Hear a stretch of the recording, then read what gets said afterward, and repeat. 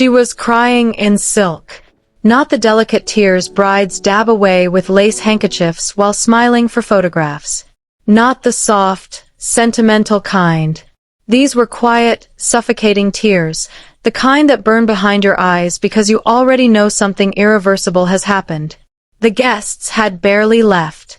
The music from the reception downstairs still echoed faintly through the marble halls of the hotel suite. Laughter. Glasses clinking. Celebration. Inside the bridal suite, it was silent. The door clicked shut, then locked. The sound was small, mechanical, final. She flinched anyway. Her veil was still pinned into her hair. Her makeup still flawless. Diamonds still resting at her throat like proof of a perfect union. But her hands were shaking. He didn't rush toward her, didn't comfort her, didn't ask why she was crying. Instead, he removed his cufflinks with careful precision, placing them one by one on the polished dresser as though this were any other evening. "You can stop crying now," he said calmly. His voice wasn't loud. That made it worse. She wiped her cheeks quickly, turning her back to him as if he hadn't already seen everything. As if dignity could still be salvaged. "I'm just tired," she whispered. "You'll adjust." Adjust. Not "are you okay?" Not "did today overwhelm you?" Adjust. He loosened his tie slowly, eyes studying her reflection in the mirror. "You're my wife now," he added. "Try to act like it." The words didn't sound cruel. They sounded instructional. Matter of fact. Ownership disguised as expectation. Her stomach dropped. It wasn't fear of violence. It was something colder. The realization that the warmth she had hoped might grow over time wasn't there. The man she had married wasn't looking at her like a partner. He was looking at her like a possession finally delivered. She pressed her palms against the vanity to steady herself. In the mirror, she saw it clearly for the first time. The mistake. And in that instant, before anything else happened, before any secret revealed itself, she already knew. She had married the wrong man. 3 months earlier, she had stood in her parents' living room while her mother cried softly into a napkin. "He's a good man," her father had insisted. "Stable. Successful. Respected. Respected." That word had been repeated so many times it started to sound like love. Her family business was struggling. Investors were withdrawing. Her younger brother's university fees were overdue. And then he appeared. Polished. Educated. From a powerful family. He didn't flirt much. He negotiated. He offered stability. Security. Protection. All the things love stories don't glamorize but real life demands. "You don't need fireworks," her mother had said gently. "You need peace." Peace. But peace had never made her heart race. Another man had. A man her father refused to even mention by name. Too rough. Too unpredictable. Too dangerous. He had warned her the night she told him about the proposal. "Don't marry someone because he looks safe," he had said quietly. "Safe can still cage you." She had laughed back then, told him he was dramatic, told him stability mattered, told him love could grow. He had stared at her for a long time before saying, "If you walk down that aisle, don't expect me to pull you back." And she hadn't. She chose the ring, the security, the family approval. She told herself she was being mature, responsible, smart. On the night before the wedding, she allowed herself one last moment of doubt, one last memory of what passion felt like. Then she buried it, because grown women don't gamble with their futures. They choose stability, even if it feels quiet, even if it feels wrong. Back in the bridal suite, he stepped closer. Not abruptly, Not aggressively. Just close enough that she felt the shift in air. "You embarrassed me tonight," he said, adjusting his watch. Her heart skipped. "I did. You looked unhappy." The accusation stunned her. "I was overwhelmed." He tilted his head slightly. "People were watching you. My partners.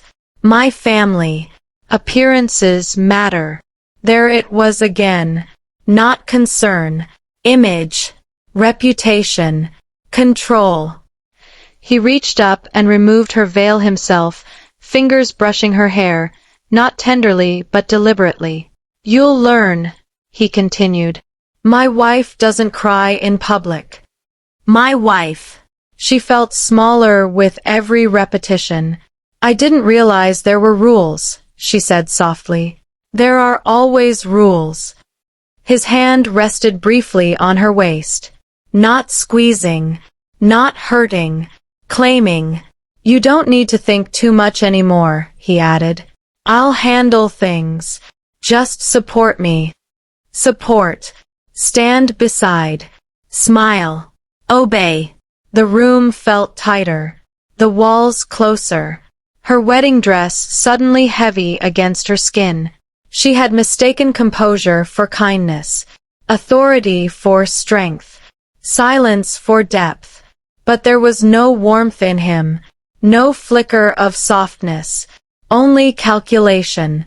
"You look frightened," he observed. "I'm not. You are." He stepped back then, studying her like he was assessing a contract he'd just signed. "You'll get used to this," he said again. "Everyone does." Everyone. The word echoed. She had chosen stability. But stability, she was beginning to understand, could feel like a cage when the door locked from the outside. He turned off the lights. The city glittered through the windows, distant and indifferent. She lay stiff beside him, eyes open, tears silent now. The music downstairs had stopped. The celebration was over. And in the dark, with the weight of the ring on her finger and regret pressing into her ribs, she realized something else. The mistake wasn't just emotional. It was permanent. But she hadn't even discovered the worst part yet. The first week felt normal. Too normal. Breakfasts were quiet but polished. He read financial reports at the dining table while she stirred her coffee, careful not to clink the spoon too loudly. He liked quiet mornings. She learned that quickly. By the second week, the rules became clearer. "Give me your phone," he said casually one evening. She hesitated. "Why?" "So I can add you to the family security plan." It sounded reasonable, responsible, protective. He installed tracking software, shared passwords, linked their accounts. "It's safer this way," he explained. Safer. When a notification buzzed from an unknown number, he picked up her phone before she could. "Who's this?" "A florist." "Why do you need a florist?" "For thank you arrangements." He studied her a second too long before handing the phone back. "You should run purchases by me," he added. "It looks coordinated when couples make decisions together." Coordinated. That word again. By week 3, her debit card stopped working. "It's just easier if I manage expenses," he said smoothly when she mentioned it. "You're adjusting to married life. Less stress for you." She didn't argue. She told herself this was partnership. That compromise was mature.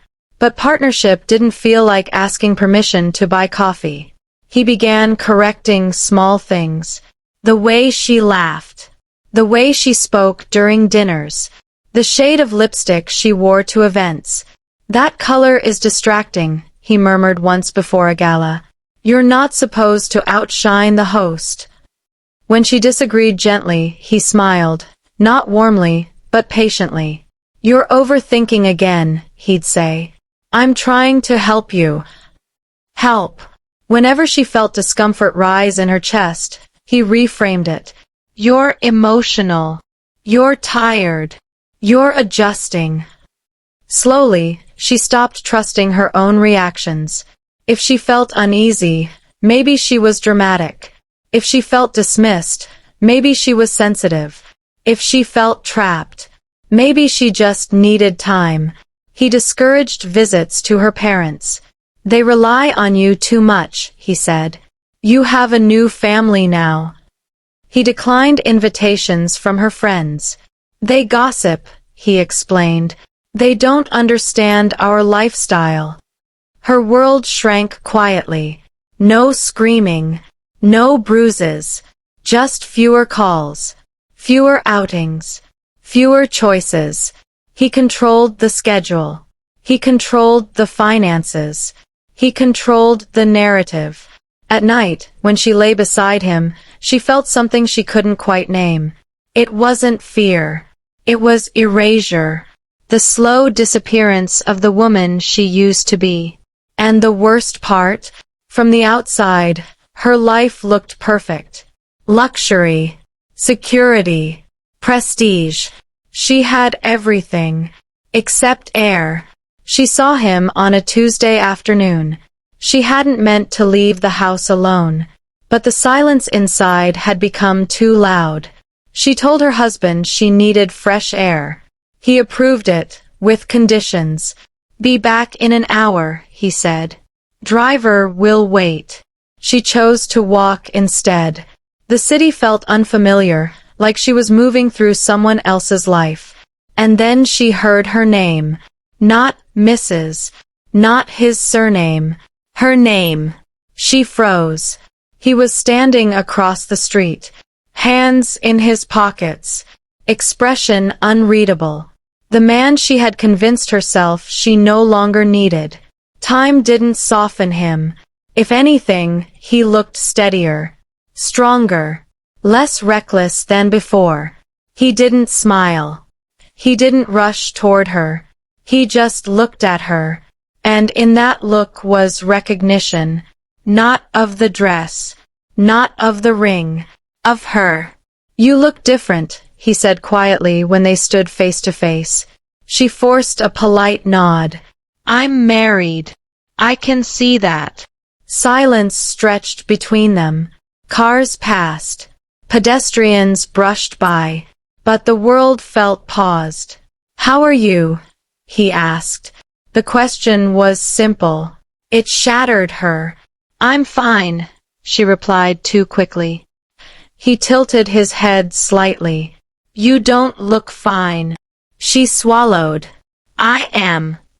He studied her the way he used to, like he was listening to what she wasn't saying. You don't look like a bride, he said finally. Her heart began to pound. You look like a prisoner. The word landed heavily. She should have walked away, should have defended her marriage, should have corrected him. Instead, her eyes burned. You don't know anything about my life, she whispered. He stepped closer, lowering his voice. I know you. That was the problem. He did. He saw the stiffness in her shoulders, the exhaustion behind her smile. The way her fingers twisted nervously around her ring. You chose him, he continued gently. So I stepped back. There was no accusation in his tone, only fact. And, she challenged, desperate to hold her composure. And if you're happy, I won't interfere. The sentence lingered. If, she hated that word, because it required honesty. And honesty would undo everything. A car horn blared nearby. Reality snapped back. I have to go, she said quickly. He nodded once. But before she turned away, he added, if you ever need to tell the truth, you know where to find me. Not rescue. Not pressure. Truth. She walked back toward the waiting driver, her pulse racing. She hadn't realized how numb she'd become until she felt something again. Longing wasn't always romantic. Sometimes it was the memory of who you were before you started shrinking. When she returned home, her husband was already in the living room. He checked his watch. 58 minutes, he noted. I walked. You should have taken the driver. I needed space. From what? The question felt loaded. From the house. He stood slowly. You don't like the house? That's not what I meant. He watched her carefully. Who did you see? Her heart skipped. No one. His gaze didn't break.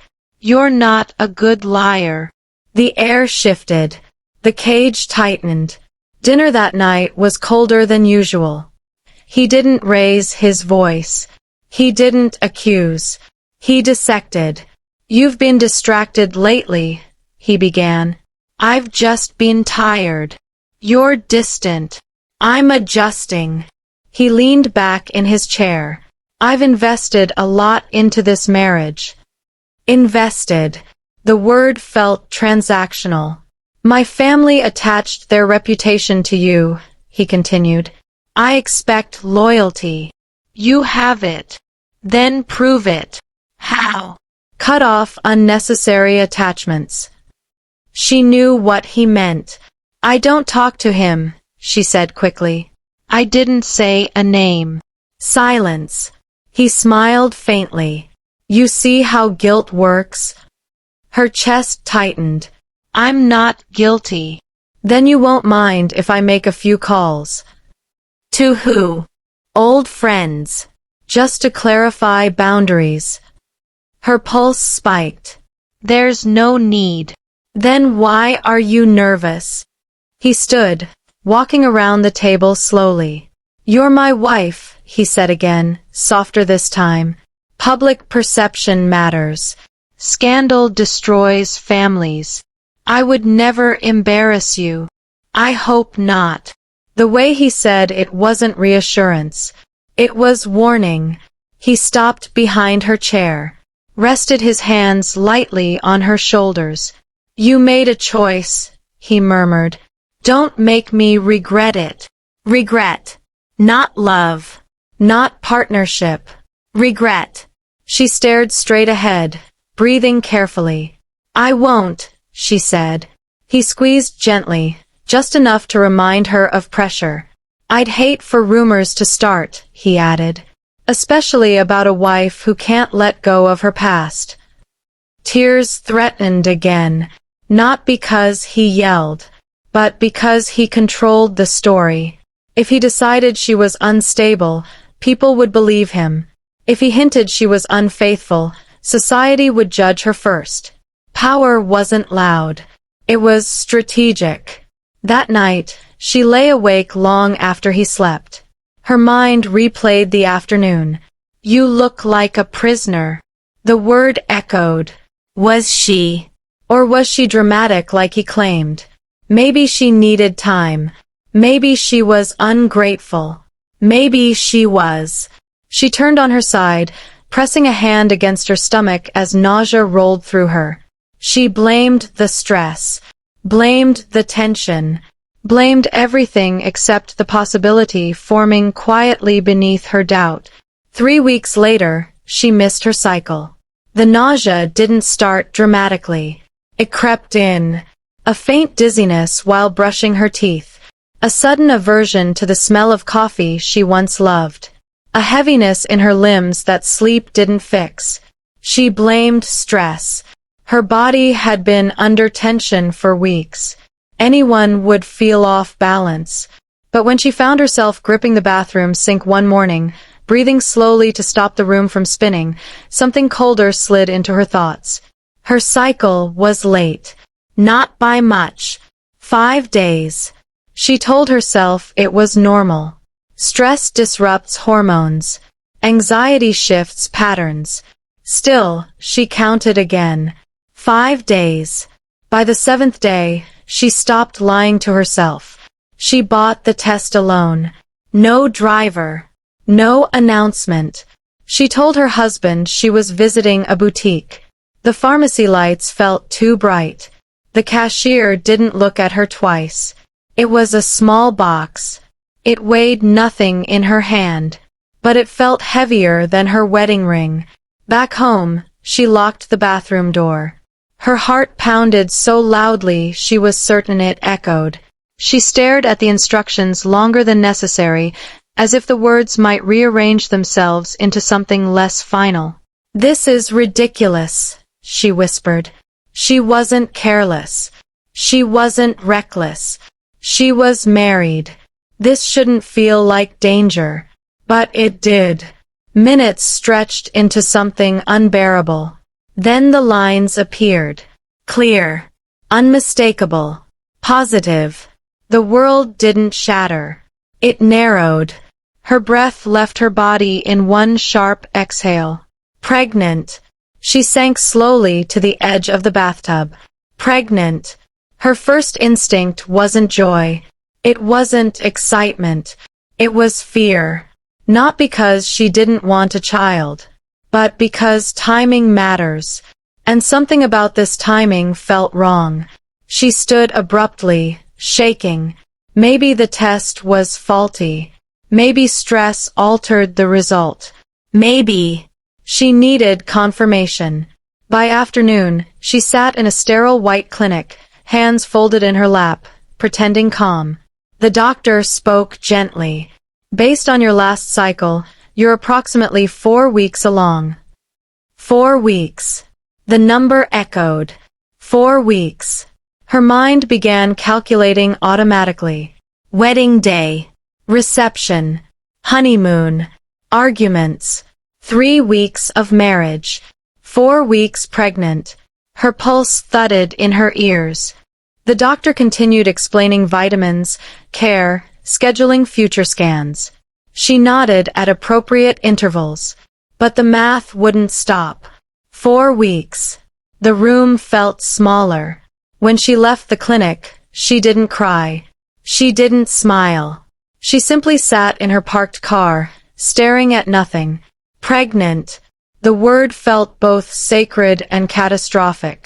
A life was growing inside her, and she wasn't sure who it belonged to. Shock didn't scream. It silenced. That night, she sat alone in the dark living room while her husband worked in his study. She replayed the calendar in her mind like evidence in a courtroom. Wedding day, 3 weeks ago. The honeymoon began 2 days later. Their first intimate night as husband and wife. She stopped herself. There had been hesitation, distance, cold obligation. She counted backwards carefully. 4 weeks. 4. The air left her lungs. 4 weeks ago. She saw it clearly. The night before the wedding. The goodbye she had sworn would be brief. Final. Responsible. She had met him one last time. Not to run away. Not to cancel anything. Just to close the chapter. That's what she told herself. They sat in his car, parked under dim streetlights, silence heavy between them. "You're really doing this," he had said. "Yes." "Because it's smart?" "Yes." He had looked away for a long time before nodding once. "Then I won't fight you." Tears had blurred her vision. "I need you to hate me," she had whispered. "I don't." And that was the problem. She should have left then. Should have stepped out of the car. But emotions don't follow logic on nights like that. Grief has weight. Finality has heat. And the goodbye she promised would be clean wasn't. It was desperate. It was emotional. It was human. And it blurred a boundary she can never redraw. 4 weeks. She pressed her hands to her face now, heart racing. The timeline didn't align. It couldn't. She tried again. Maybe the doctor miscalculated. Maybe she was further along. Maybe. But deep down, she already knew. The dates didn't belong to her husband. He noticed her silence immediately. At dinner, she barely touched her food. "You're pale," he observed. "I didn't sleep well. You've been off lately." She forced a small smile. "Just adjusting." He watched her longer than usual. His gaze had always been analytical. Now it felt sharper. "What did the doctor say?" he asked casually. Her fork froze midair. "What doctor? You left early today. Driver said you went near the medical district." Her stomach dropped. "I had a headache. And I wanted to be sure it wasn't serious." He leaned back slowly. "And..." She swallowed. "It wasn't." Silence. He didn't press further. That frightened her more. Later that night, she heard him moving in the bedroom long after she lay down. Not pacing. Thinking. The next morning, he stood by the window with his phone in hand. "When exactly did your last cycle start?" he asked without turning around. Her pulse spiked. "Why?" "Answer the question." She named a date. He was quiet. Too quiet. She could almost see the numbers moving behind his eyes. Wedding day. Honeymoon. Weeks passed. He turned slowly. "For weeks?" he asked evenly. The words sounded foreign in his mouth. She couldn't speak. He held her gaze. Not angry. Not explosive. Just calculating. "Interesting," he murmured. The air shifted. For the first time since the wedding night, something dangerous flickered beneath his composure. Not jealousy. Not heartbreak. Suspicion. He stepped closer. "Tell me," he said softly, "is there something I should know?" Her heart pounded so violently she thought she might faint. She opened her mouth. Closed it. Every possible answer ended in disaster. He studied her face. Her hesitation. Her fear. And in that stillness, something clicked behind his eyes. A realization. A conclusion. He didn't need her confession. He had already done the math. He knew. He didn't accuse her. That would have been easier. Instead, he became precise. Polite. Observant. He started coming home earlier. Started watching her in silence. Not openly hostile. Not affectionate either. Studying. 3 days after the conversation by the window, he placed a small envelope on the dining table. "What's that?" she asked carefully. "A routine confirmation." Her pulse skipped. Confirmation of what? He met her eyes evenly. Paternity. The word felt like a slap, though his tone never rose. "You don't trust me," she whispered. "I trust mathematics." There was no shouting, no shattered plates, no dramatic confrontation, just a quiet arrangement. He had already scheduled the appointment. Private clinic. Discreet staff. "No one needs to know," he assured her calmly. "Unless there's something to hide." The drive there was suffocating. She stared out the window while he responded to emails as if this were an ordinary errand. Inside the clinic, forms were signed. Blood samples taken. Timelines estimated. She felt detached from her own body, like she was watching someone else sit in that chair. The technician avoided eye contact. Professional silence. When it was done, the doctor said, results within 7 days. 7 days. 7 long, breathless days. At home, he acted normal. Too normal. He still attended meetings. Still hosted dinners. Still introduced her as my wife. But something had shifted. He no longer touched her casually. No hand at her waist. No brush of fingers. Distance replaced possession. And the waiting began. She barely slept. Every creak in the hallway sounded like an accusation. Every glance from him felt like silent judgment. She replayed that night again and again. The goodbye. The weakness. The final mistake. She told herself there was still a possibility. Maybe the timeline was off.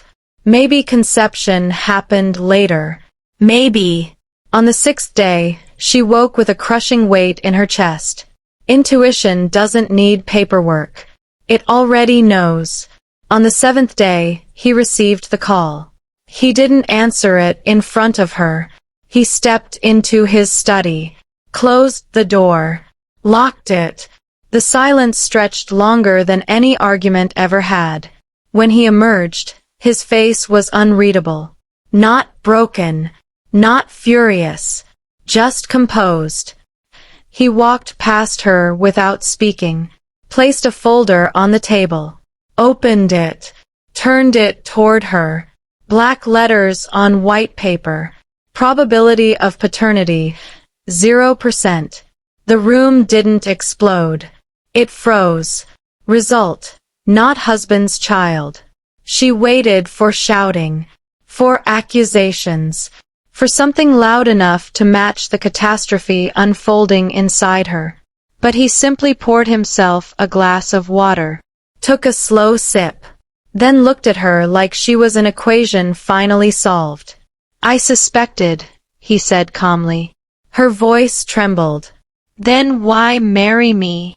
He gave a faint, humorless smile. "Because I don't lose." The words settled heavily between them. "You loved him," he continued evenly. "Everyone could see it, even when you said yes to me." She stared at him. "You knew." "I know how people look at each other." He walked slowly around the table. "You think I proposed blindly? I knew about him, his reputation, his impulsiveness." "Then why?" "Because I could offer more. Security, status, power. I assumed," he continued, "that once you experienced stability, you would forget him." Her throat tightened. "And when you didn't?" she asked softly. His jaw flexed. "I intended to win anyway." Win. The marriage had been a competition, not a union. "You married me to prove something," she whispered. "I married you because I don't tolerate being second choice." His composure never cracked, but something dangerous simmered beneath it. "You humiliated me," he said, voice low. "I never meant to. You carried another man's child into my house." The first flicker of heat entered his tone. "You betrayed me before we even began." Tears streamed down her face. "I made a mistake." "Yes," he agreed coolly. "You did." Silence pressed in. "What will you do?" she asked finally. He didn't answer immediately. He studied her again, not as a wife, as a liability. "You think I'm worried about heartbreak?" he asked softly. "I'm worried about perception." Her breath caught. "My name carries weight," he continued. "My alliances depend on image. A scandal like this." He didn't finish. He didn't need to. "Divorce me then," she whispered. His eyes sharpened. "And announce publicly that my wife was pregnant with another man's child weeks after the wedding?" He shook his head slowly. "I refuse humiliation." "Then what?" she asked, voice breaking. He stepped closer, close enough that she felt his breath. "You will do exactly as I say." Her pulse pounded. "You will limit public appearances. No interviews. No events without me." Her hands trembled. "And the baby?" she whispered. His expression darkened slightly. "We will decide what is practical." Practical. The word terrified her. "Don't," she breathed. He straightened his jacket. "You made an emotional decision," he said evenly. "Now I will make a rational one." There it was. Not explosive rage. Something colder. Controlled. Strategic. "You should have chosen carefully," he added. "I gave you every opportunity." The air felt heavy, suffocating. She realized then that he wasn't a man who screamed when angry. He calculated, and calculation was far more dangerous. The changes began immediately. Her phone disappeared first. "Temporary," he said smoothly, "until things stabilize." Her access to shared accounts was revoked. Security at the gate was instructed not to allow visitors without his approval. Even the staff felt different, polite, distant, watching. When she tried to leave one afternoon, the driver said quietly, "Sir asked that you inform him first." "I don't need permission," she insisted. The driver didn't argue. He simply didn't move the car. She returned inside. The house no longer felt luxurious. It felt monitored. Her world narrowed to rooms and hallways. He maintained public normalcy, attended meetings, hosted associates. But she was no longer introduced, no longer displayed. She became invisible. At dinner, he spoke only of logistics, medical appointments, schedules, timelines, never emotions, never forgiveness. "You're punishing me," she said one night. "I'm protecting myself," he corrected. "You can't control everything." He looked at her steadily. "Watch me." Fear shifted into something sharper, not just for herself, for the child. If he viewed this pregnancy as a threat to reputation, what would he be capable of? She began hiding small things. A backup phone she'd forgotten about. A folded note with a number memorized long ago. Hope became a quiet rebellion. One evening, she stood by the window, staring at the city lights she once admired. Freedom felt like something other people owned. Behind her, she heard his footsteps. "You've been restless," he observed. "I feel trapped." "You are," he said calmly. The honesty stunned her. "You broke trust," he continued. "Trust has consequences. You can't imprison me." "I haven't." He gestured around. "You have comfort, safety, privacy, no freedom." He didn't respond. Instead, he stepped closer, lowered his voice. "You will not contact him." Her heart skipped violently. "I haven't. I know men like him," he said softly. "Prideful, emotional, reckless." He paused. "If he finds out about this child."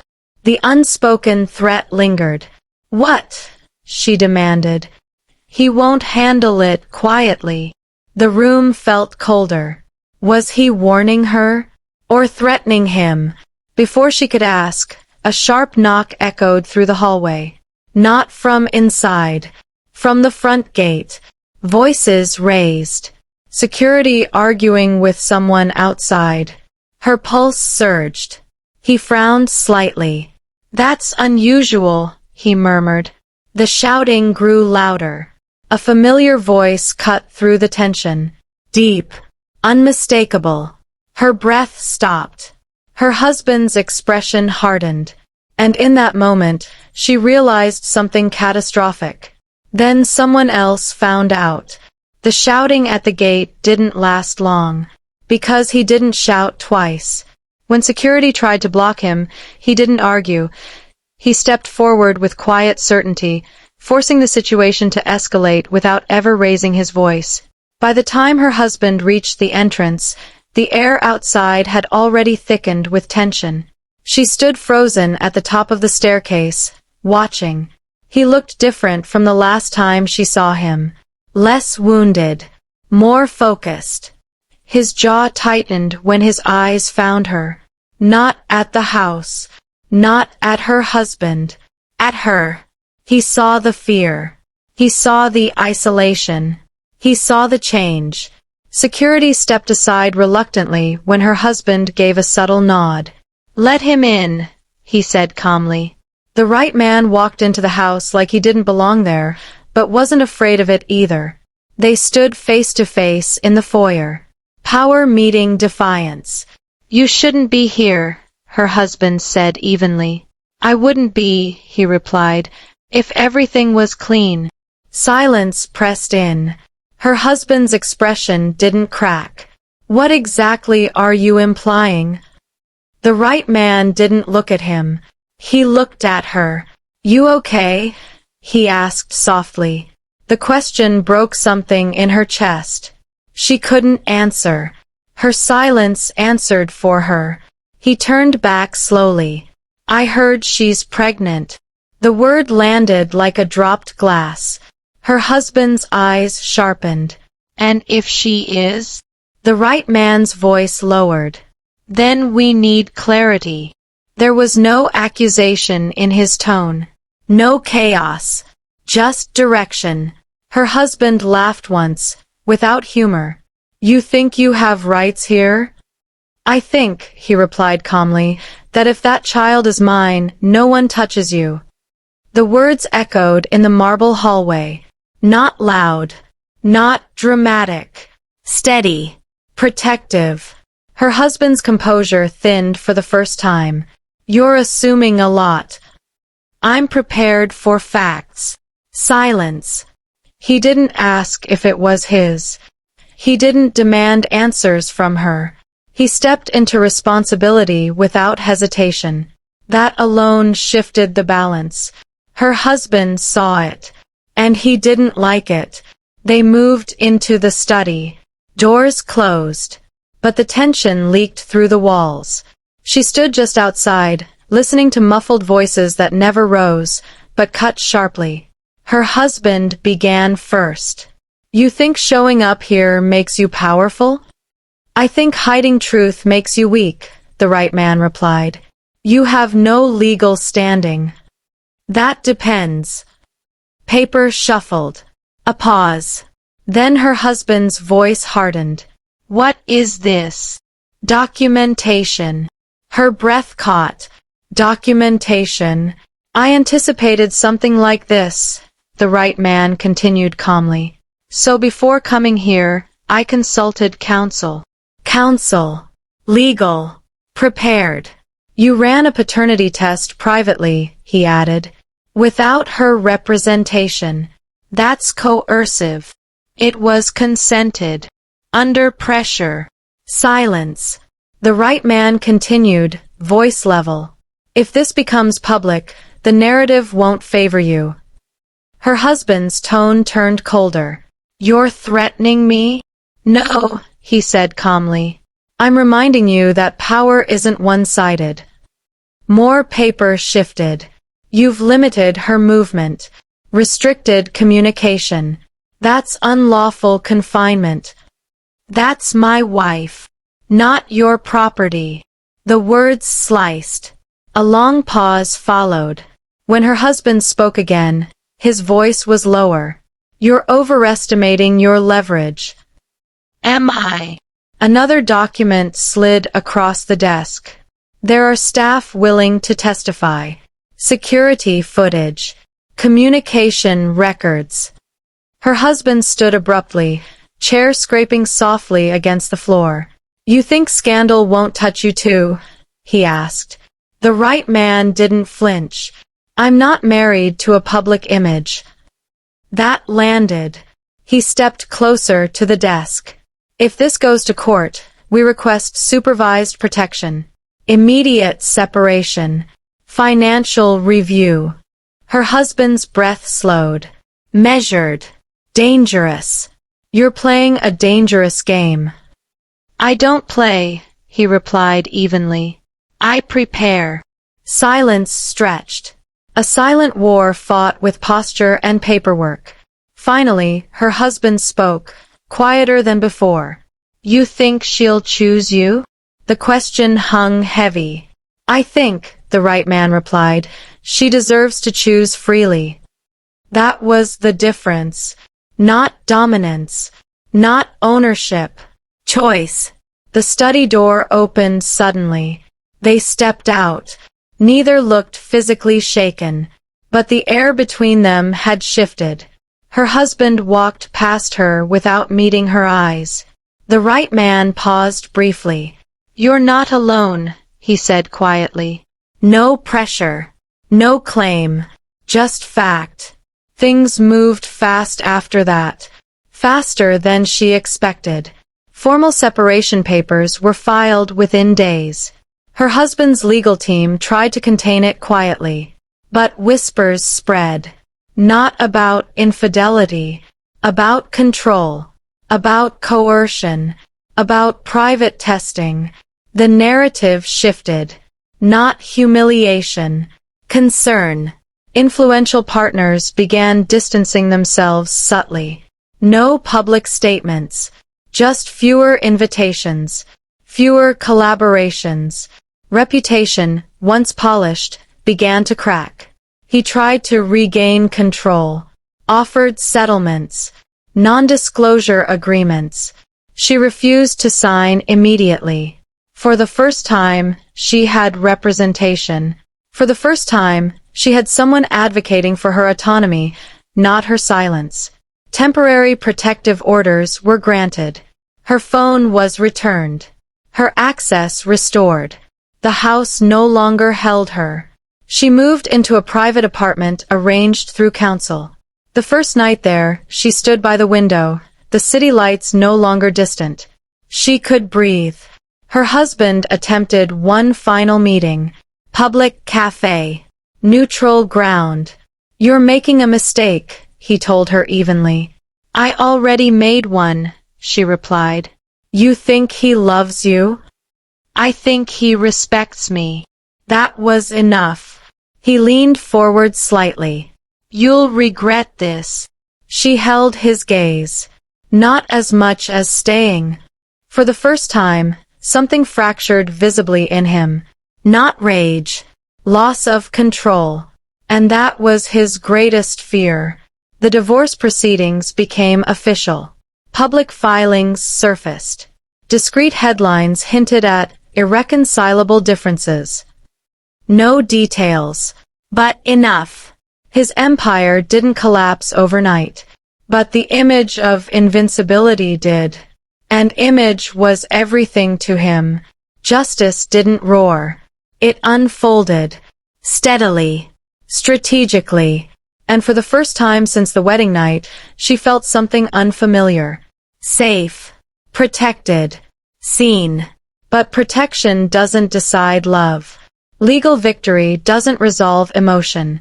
Standing in her quiet apartment weeks later, one hand resting on her growing stomach, she realized something else. Freedom had been granted. Justice had begun. The man who once controlled everything was losing his grip.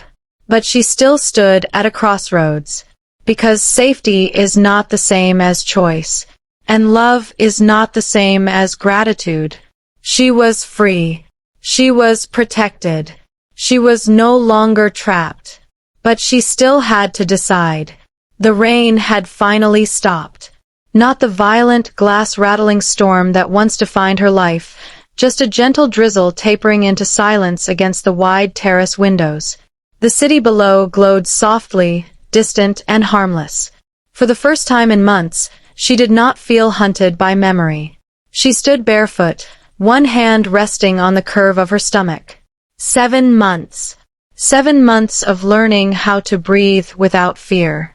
Behind her, he adjusted the blanket over the outdoor chair before stepping closer. No sudden movements. No possession. Just presence. "You're thinking again," he said quietly. She gave a faint smile. "I used to think silence meant danger." He didn't interrupt. That was the difference. Before, silence had meant calculation, judgment, a storm about to break.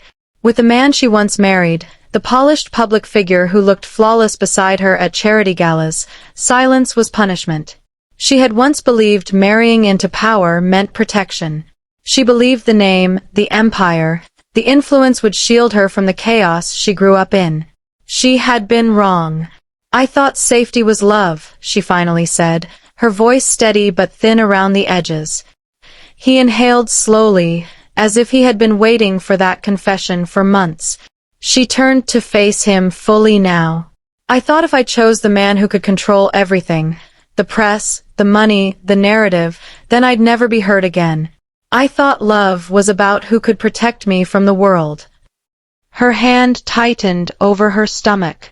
But protection without choice is a cage. The words hung between them. He stepped closer but stopped just short of touching her. Love was never safe, he replied gently. It was always real. She searched his face for contradiction, for ego, for control. There was none. With him, she continued, I was secured, guarded, watched, managed. I had a mansion and no heir. I had diamonds and no voice. Her breath trembled. I confused stability with ownership.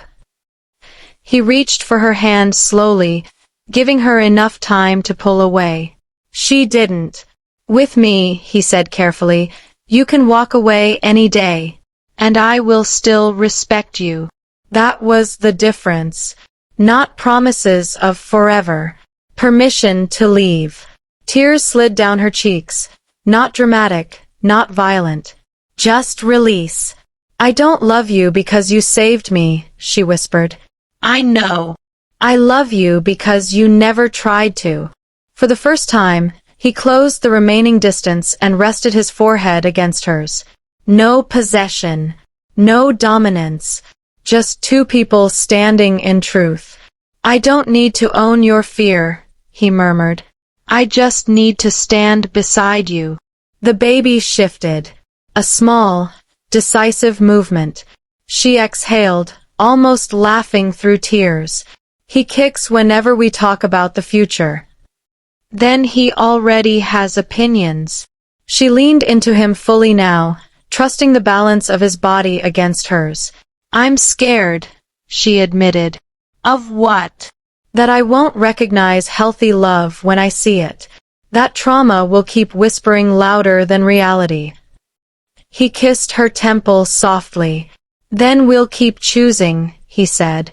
Not once. Every day. And for the first time, love did not feel like surrender. It felt like decision. The contractions began before dawn. Not dramatic. Not cinematic. Just a tightening that made her pause mid-sentence. He noticed before she did. You stopped breathing.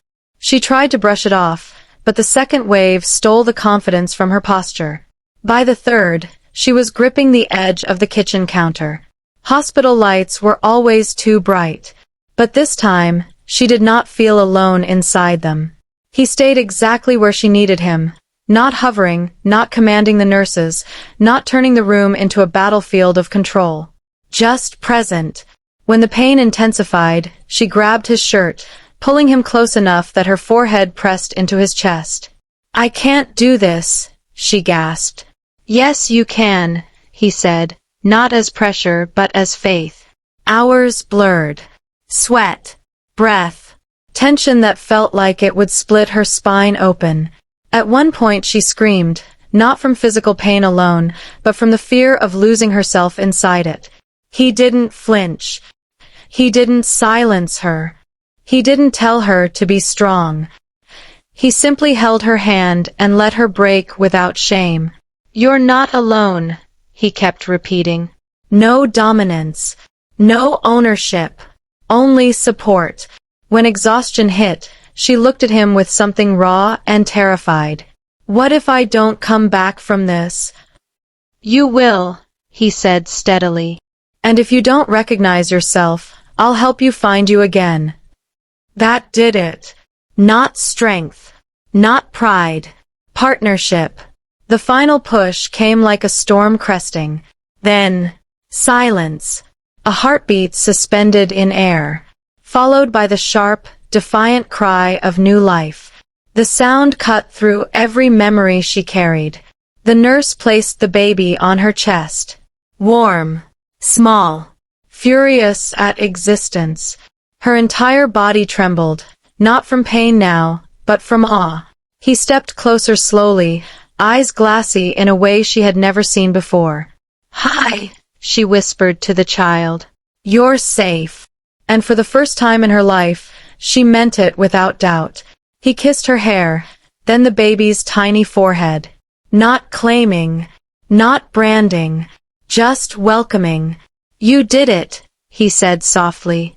"No," she corrected, breath shaky. "We did." Transformation complete, not because she endured pain, but because she chose who stood beside her in it. Outside the hospital window, the sun rose quietly over the city. Not a violent new beginning, just light. It wasn't a grand ceremony.